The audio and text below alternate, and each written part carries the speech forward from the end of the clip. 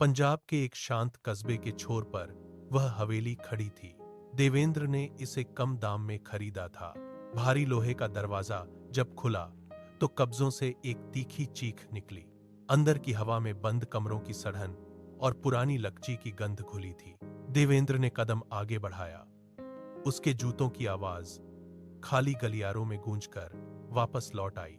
हर दीवार पर धूल की मोटी परत जमी थी जो किसी के छूने का इंतजार कर रही थी। मक्खी के जाले छतों से लटककर हवा के साथ धीरे धीरे हिल रहे थे। देवेंद्र ने एक खिड़की का पर्दा हटाया तो बाहर की रोशनी अंदर के अंधेरे को काट नहीं पाई। यहां सन्नाटा इतना गहरा था कि उसे अपनी धड़कनें सुनाई दे रही थी। उसने हवेली के हर कोने को परखा। फर्श की लकड़ियां उसके वजन से चरमरा रही थीं। घर के बीचों बीच एक भारी सीढ़ियां नीचे अंधेरे तहखाने की ओर जा रही थी। देवेंद्र ने टॉर्च जलाई। रोशनी का घेरा नीचे की सीढ़ियों पर पड़ा, जहां से ठंडी और सीलन भरी हवा ऊपर की ओर आ रही थी। उसने एक गहरी सांस ली और सीढ़ियों की तरफ बढ़ गया। तहखाने की सीढ़ियां नीचे की ओर मुड़ती गईं। हवा में नमी और सड़ी हुई लकड़ी की गंध और भी तेज हो गई। देवेंद्र ने टॉर्च की रोशनी घुमाई। कोनों में पुराने फर्नीचर के ढेर पड़े थे जो सफेद चादरों से ढके थे। उसने एक एक कदम फूंक फूंक कर रखा। अचानक उसका पैर किसी धातु की वस्तु से टकराया। उसने झुककर देखा।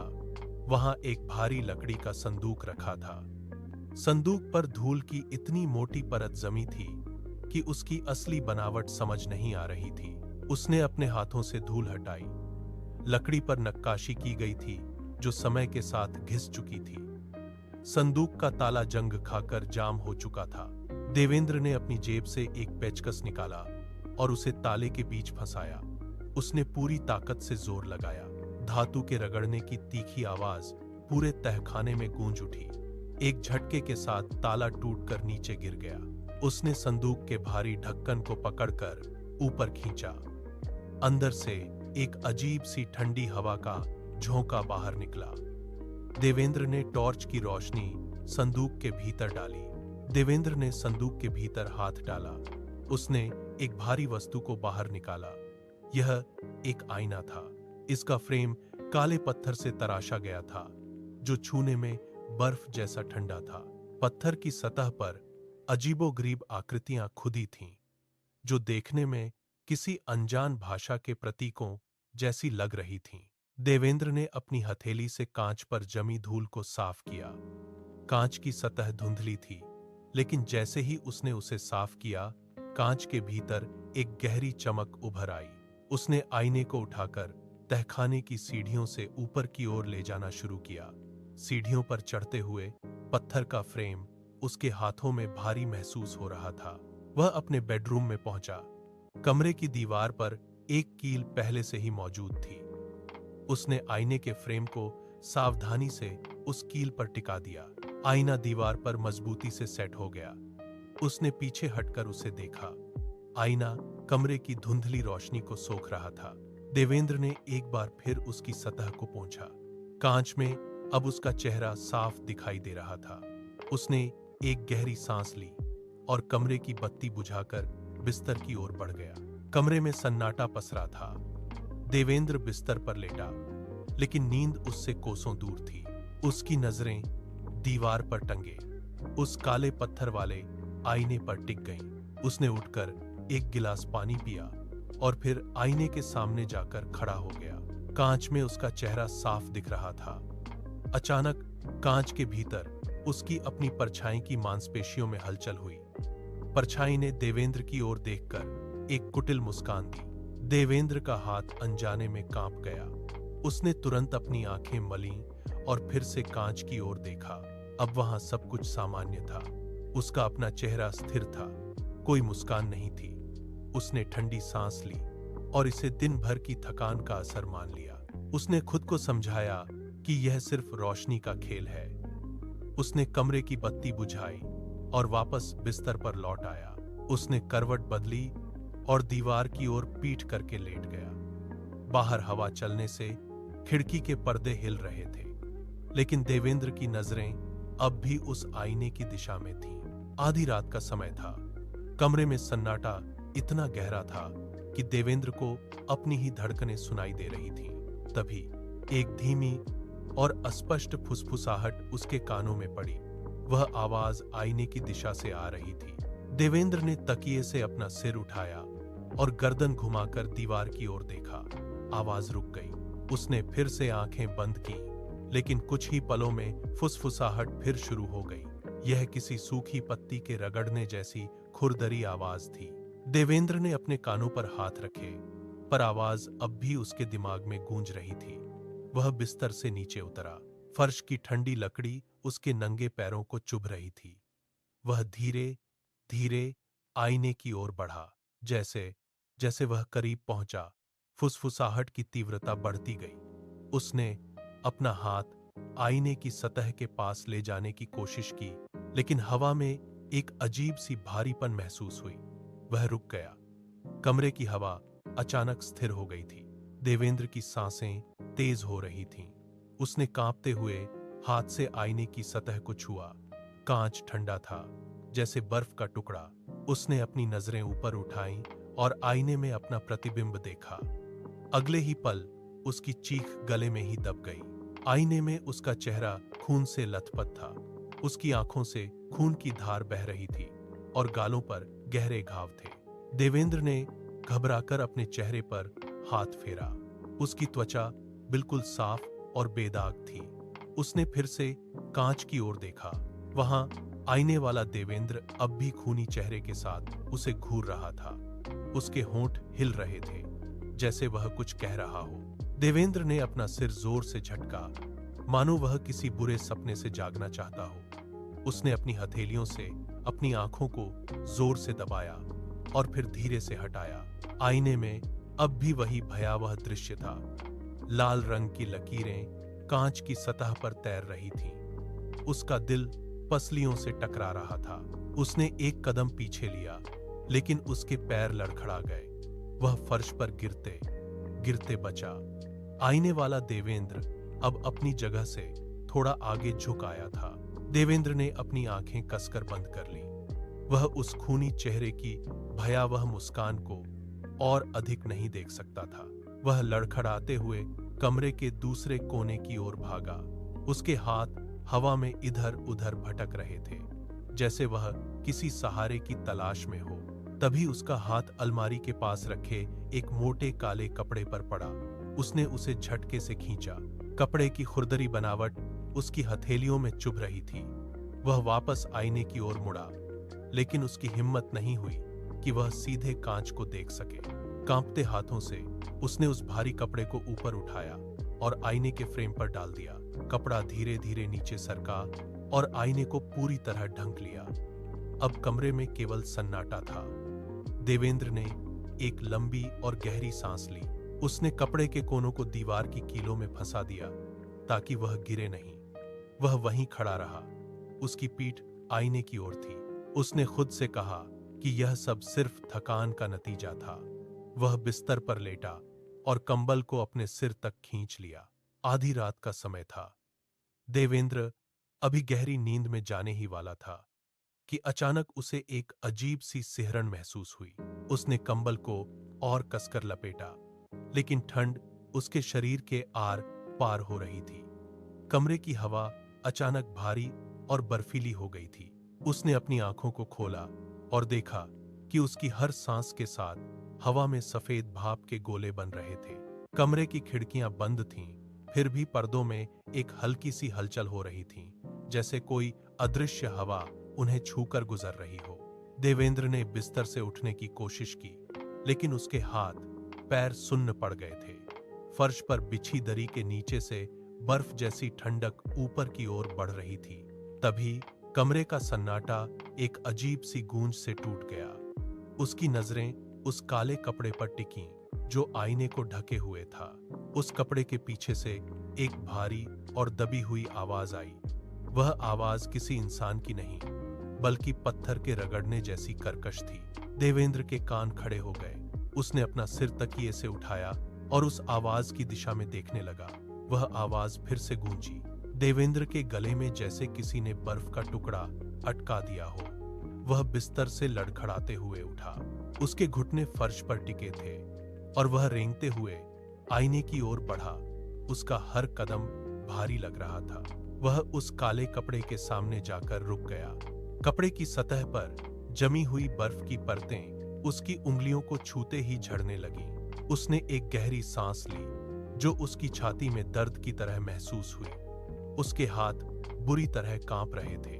उसने कपड़े के एक कोने को अपनी उंगलियों से पकड़ा। कपड़ा पत्थर की तरह भारी महसूस हो रहा था। उसने एक झटके में उसे नीचे खींच लिया। आईने की सतह पूरी तरह साफ थी, लेकिन उसमें उसका अपना प्रतिबिंब नहीं था।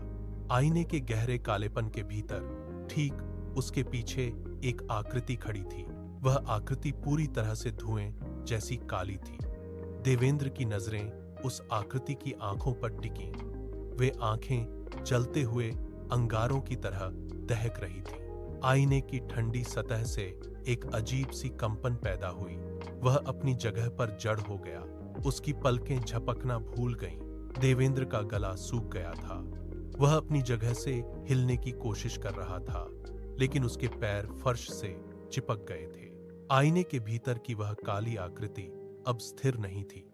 उसने धीरे से अपना हाथ आगे बढ़ाया। देवेंद्र की नजरें उस हाथ पर जमी थीं जो कांच की सतह को पार कर बाहर की ओर बढ़ रहा था।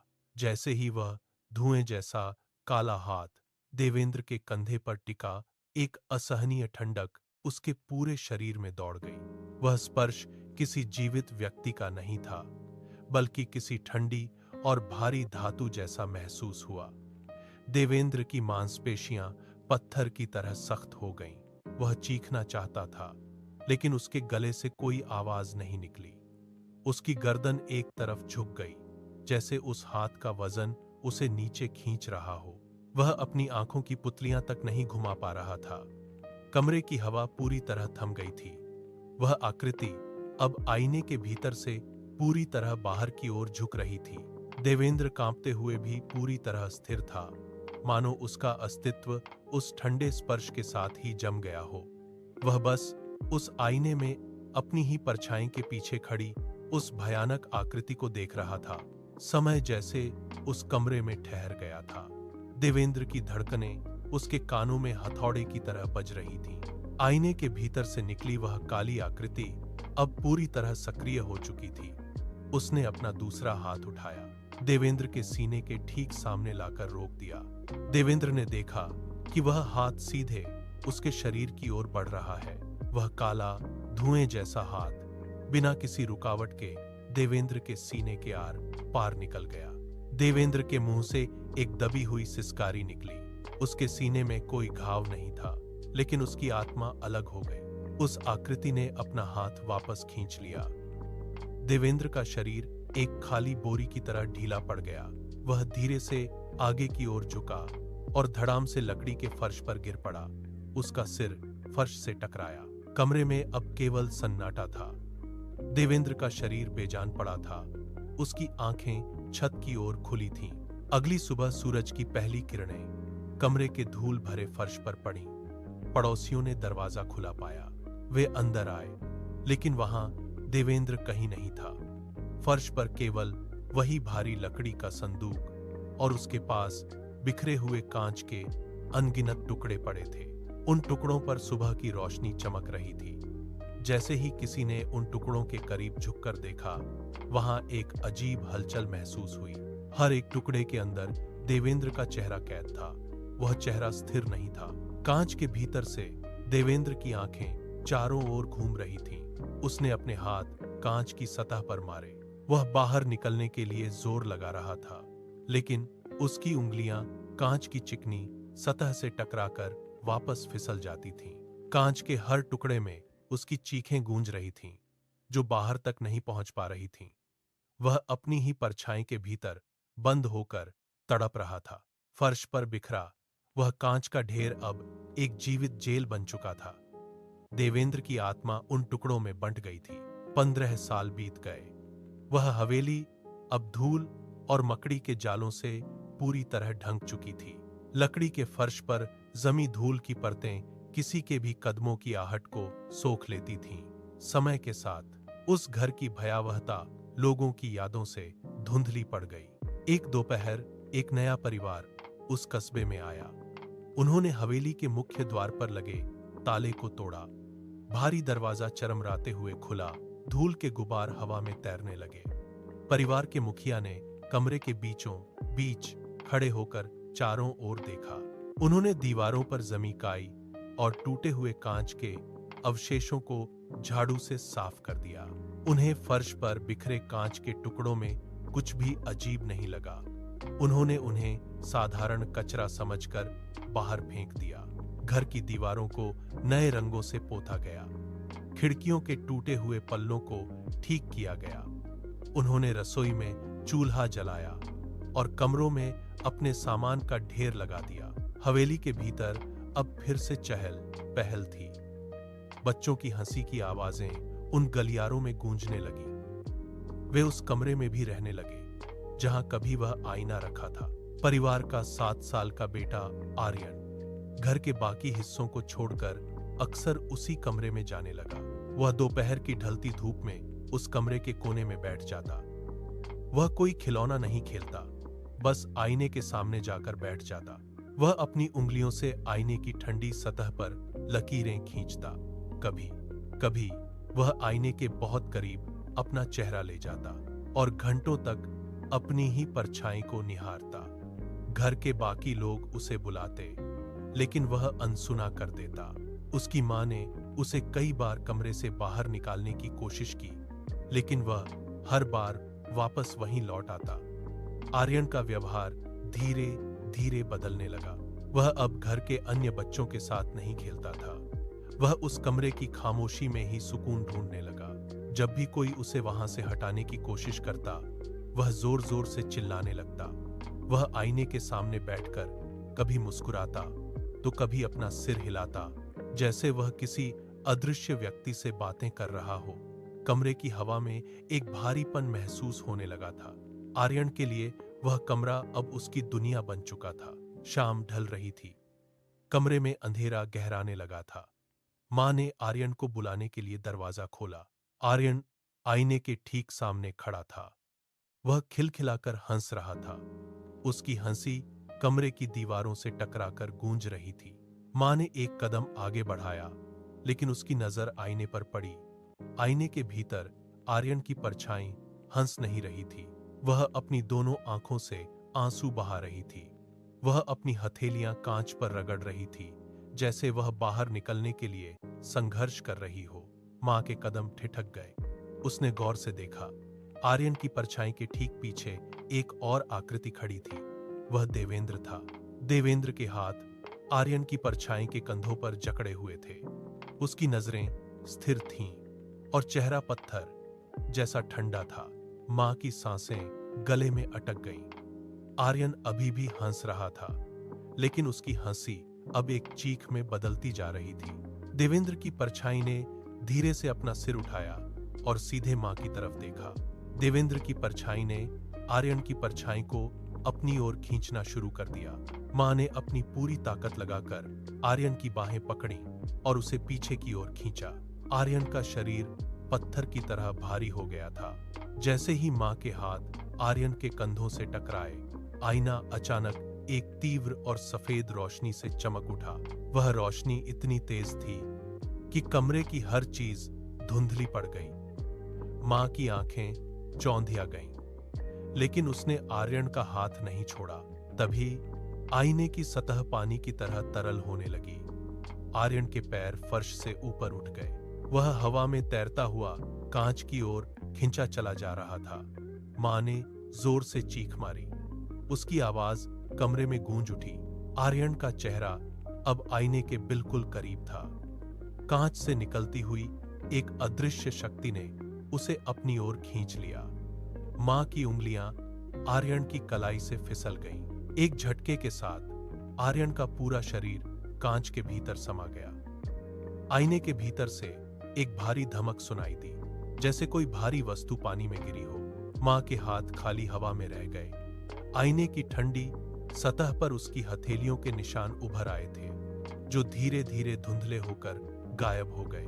कमरे में अब केवल भारी सन्नाटा था।